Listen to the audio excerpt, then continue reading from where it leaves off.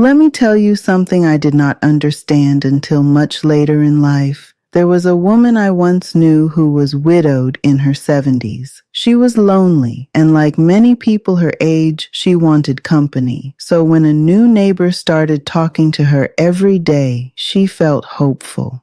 Finally, she thought, maybe I have found a friend again. At first, everything looked sweet and harmless. Tea together, small talk, a few kind messages.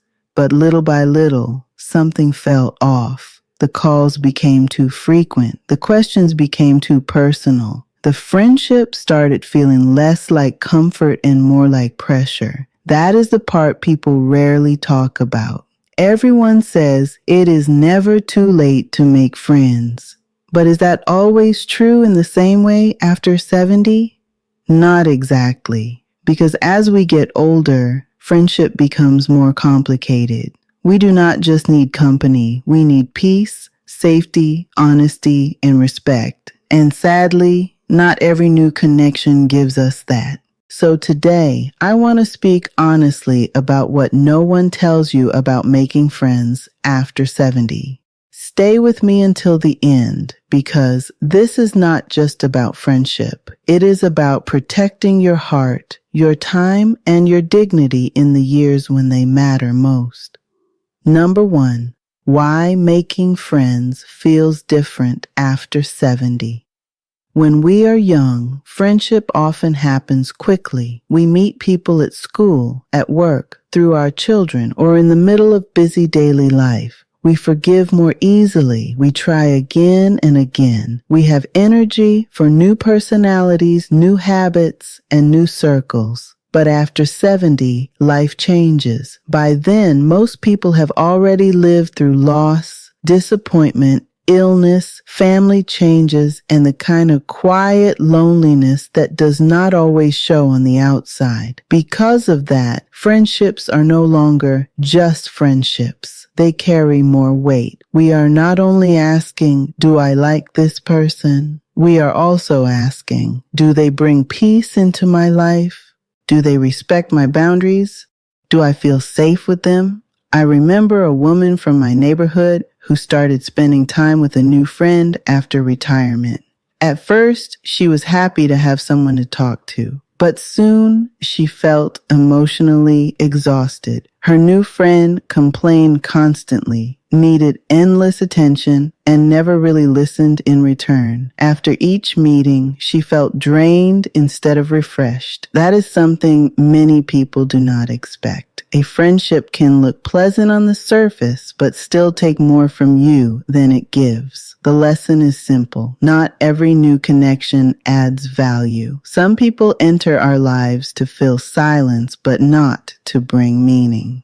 After 70, the heart becomes wiser. We begin to understand that peace is a form of wealth, and not every conversation is worth our energy. Number 2, trust becomes more complicated. One of the biggest changes after 70 is that trust does not come as easily as it once did. And honestly, that is not a weakness. That is wisdom. By this stage of life, most people have already seen enough to know that not every smiling face is sincere. Some have been betrayed, some have been disappointed by family, neighbors, old friends, or even people they thought they knew well. So when someone new appears, the heart does not automatically open. It watches, it waits, it listens. That caution is not coldness, it is self-protection. I knew an older gentleman who became friendly with someone very quickly after meeting him at a community center. The new man seemed kind, respectful, and eager to help. He visited often, brought gifts, and made flattering remarks. But over time, it became clear that his kindness was not free. He wanted favors, access, and influence. When the older man finally saw the truth, he felt embarrassed and hurt that he had trusted too quickly. That is why trust should be earned slowly, especially especially later in life. A real friend does not rush your heart. A real friend does not demand immediate closeness. A real friend allows time to reveal character. The lesson from stories like this is clear. Trust should be built step by step. After 70, you do not owe your openness to anyone simply because they are friendly. You are allowed to observe, ask questions, and move carefully.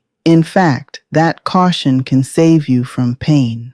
Number 3, loneliness can lead to the wrong connections. Loneliness is powerful.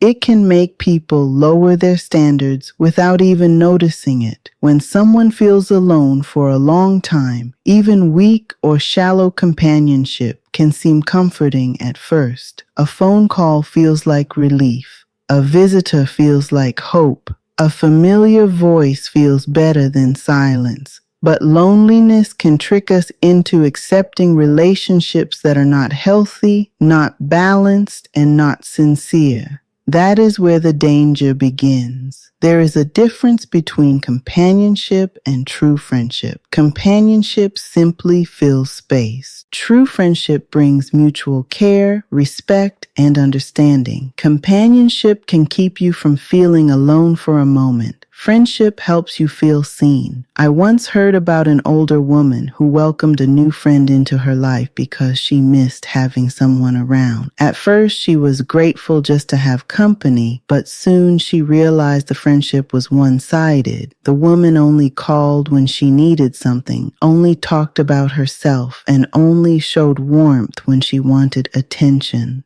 Instead of reducing loneliness, the relationship made her feel more invisible. That is a painful lesson many people learn too late. Sometimes being alone is better than being with the wrong people. That does not mean closing your heart. It means respecting yourself enough not to settle for empty connection. After 70, loneliness can become a loud voice, but it should not become your guide. Peaceful solitude is better than draining company. Number 4, not everyone has good intentions. This is one of the hardest truths to say, but it needs to be said clearly. Not everyone who enters your life has good intentions.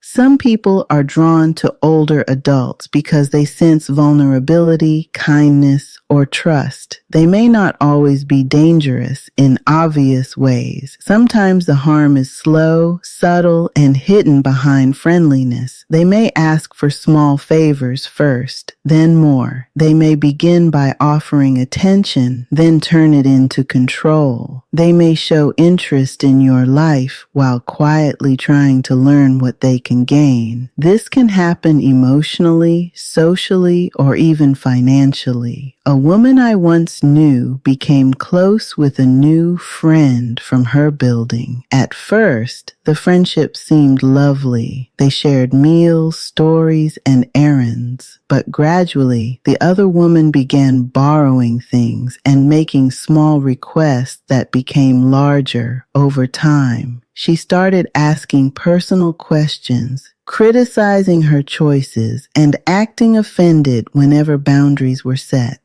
The older woman felt trapped because she did not want to seem rude. But kindness without boundaries is not kindness. It is an invitation to be used. The lesson here is not to become suspicious of everyone.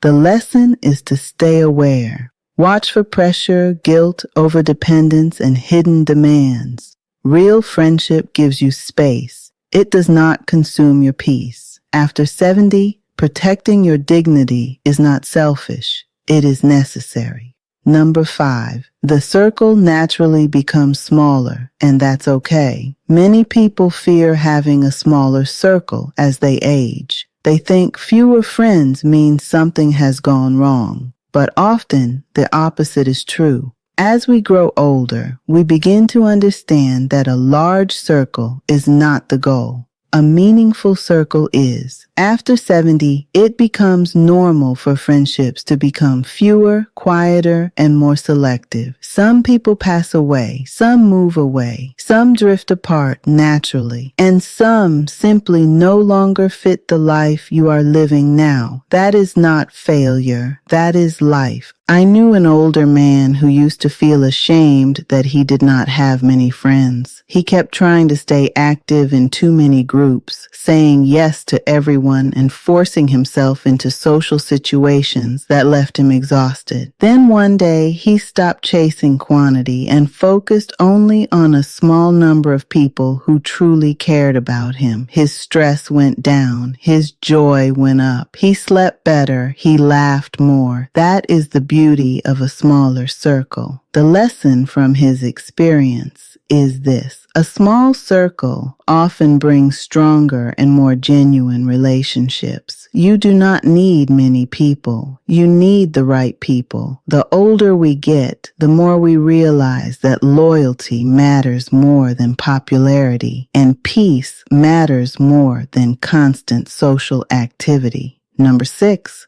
The right way to build new friendships after 70. Now, I do not believe older adults should shut themselves away from new friendships. Not at all. Human connection is still important at every age. But after 70, the way we build friendships should be wiser, slower, and more grounded. The best friendships often begin in places where trust can grow naturally. Shared hobbies, community groups, walks in the park, religious gatherings, volunteer work, a weekly class. The key is not to force closeness. The key is to let trust grow through consistency. A real friendship after 70 does not have to be exciting in the beginning. In fact, the healthiest ones often feel calm. They are built through repeated kindness, honest conversation, and respect for each other's time and space. I once met 2 older women who became friends at a book club. They did not become close overnight. They simply kept showing up. They talked slowly, listened carefully, and never rushed each other. Over time, their friendship became one of the most stable parts of both their lives. No pressure, no drama, just steady, gentle trust. That is the lesson. The best friendships after 70 grow with time, consistency, and mutual respect. You do not need to open your whole life to someone in a single day. Let them prove themselves through how they behave over time. That is how safe, meaningful connection is built. So here is the truth I want to leave with you. Making friends after 70 is not about avoiding people. It is about becoming wiser about people. At this stage of life, you no longer need friendship for appearance. You need it for peace.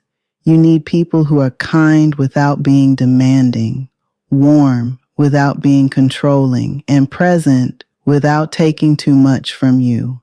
If you have lived long enough, you already know that not every friendship is a blessing. Some are burdens, some are lessons, and some are simply distractions from the life you deserve to live in peace. There is nothing wrong with being selective. There is nothing wrong with moving slowly. There is nothing wrong with keeping your circle small if your heart feels safer that way. In fact, that may be one of the wisest choices you make. At this stage of life, peace matters more than popularity. Your time is precious, your energy is precious, your dignity is precious. So do not hand them away just because someone seems friendly at first. Be open, but be careful. Be kind, but be wise. Be willing to connect, but never at the cost of your peace. Because in the end, it is not about how many people you know. It is about who truly stands beside you when it matters.